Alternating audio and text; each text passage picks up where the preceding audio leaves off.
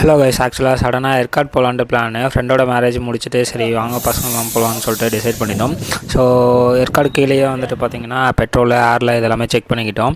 So Yercaud போகிறதுக்கு நிறைய வழி இருந்தாலும் நாங்கள் சூஸ் பண்ணது வந்து பார்த்திங்கன்னா குப்பனூர் வழி.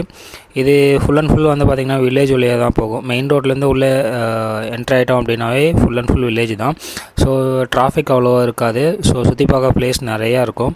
ஸோ நம்ம ரிலாக்ஸாக போகலாம். பசங்களோட பைக்கில் ட்ரிப் போகிறதுக்கு இந்த வழி வந்து சூப்பராக இருக்கும். ஸோ இந்த ரூட் பார்த்திங்கனாவே உங்களுக்கு தெரியும், அதிகமாக வெஹிக்கிள்ஸ் எதுவும் இருக்காது. பிளேஸும் பார்த்திங்கன்னா ரொம்பவே அமைதியாக இருக்கும். ஸோ அதனால் இந்த ரூட் சூஸ் பண்ணி நாங்கள் போயிருந்தோம். ஃபஸ்ட்டு எங்கே போயிருந்தோம்னு பார்த்திங்கன்னா பக்கோடா வியூ பாயிண்ட்டுக்கு தான் போயிருந்தோம்.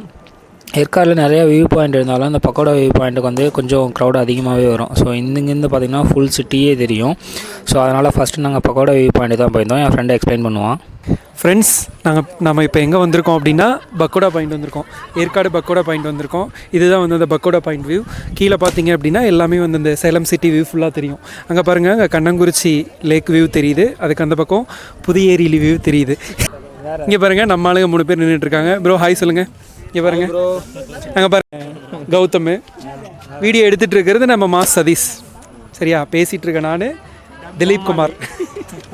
அப்புறம் இங்கே இருந்துட்டு இந்த பலூன் ஷூட்டிங்லாம் பார்த்துட்டு சரி பசிக்குதுன்னு சொல்லிட்டு ஸ்நாக்ஸ் வாங்க ஆரம்பித்தோம். அது காலிஃப்ளவர் சில்லி வாங்கிட்டு ஒரு பிளேட் வாங்கிட்டு 5 பேர் சாப்பிட்டு கிளம்பிட்டோம். ஆக்சுவலாக என்னென்னா இந்த ட்ரிப்புக்கு அதிகமான இன்வெஸ்ட்மெண்ட்லாம் கிடையாது. பெட்ரோலுக்கு ஒரு 200, அப்புறம் ஃபுட்டு, அப்புறம் சாய் பஜ்ஜி இந்த மாதிரி ஒரு 300. ரொம்ப சிம்பிளான ட்ரிப்பு, ஆனால் ஹாப்பியான மூமெண்ட்ஸு. ஏன் அப்படின்னா 2021 நான் பிஜி கம்ப்ளீட் பண்ணேன். அதுக்கப்புறம் எல்லாத்தையும் ஒன்றா மீட் பண்ணுறது ரொம்ப பெரிய விஷயமா இருந்தது. ஸோ இந்த டைமும் எல்லோரும் ஒன்றா மீட் பண்ணலை.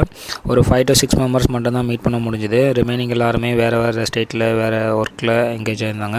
ஸோ ஒன்ஸ் காலேஜ் விட்டு நம்ம வெளியே வந்துட்டோம் அப்படின்னா திரும்ப மீட் பண்ணுறதுன்றது ரொம்பவே ரேரான மூமெண்ட்டு. நான் எப்போவுமே ஹோம் டவுனில் இருக்கிறத மிஸ் பண்ண மாட்டேன். பட் இந்த டைம் என்னமோ தெரியல, இவங்க கூட இருந்துட்டு நான் வரும்போது கொஞ்சம் மிஸ் பண்ணுற மாதிரி தோணுச்சு. சரி நியர்பையாகவே எங்கேயாவது ஜாப் இருந்துச்சு அப்படின்னா நம்ம பார்த்துருந்துருக்கலாமே அப்படின்ட்டு. ஏன் அப்படின்னா எல்லாருமே ஒரு சில மேக்ஸிமம் பார்க்குறப்போ நியர்பையாக இருந்தாங்க. எல்லாம் ஃபங்க்ஷனுக்கும் வரா மாதிரி இருக்காங்க. பட் நான் ஹைதராபாத்தில் இருக்கிறதுனால வர முடியல. அதே மாதிரி ஒரு 5 to 6 மேரேஜ் இருந்தது அந்த 4 to 5 டேஸில். என்னால் எல்லா மேரேஜும் அட்டன் பண்ண முடியல. அப்பயும் ஒரு 4 மேரேஜ் அட்டன் பண்ணேன். ரிமைனிங் 1 or 2 மெம்பர்ஸுக்கு அட்டன் பண்ண முடியல. ஸோ அது எல்லாமே டிஸ்டன்ஸ் மட்டும் தான் ரீசன். இல்லைனா அதிக டேஸ் வந்து லீவ் போட முடியாது. அதுக்கப்புறம் திரும்ப இங்கே வந்துட்டோம். ஒரு வீடியோ ஏதாவது எடுக்க முடியுதா?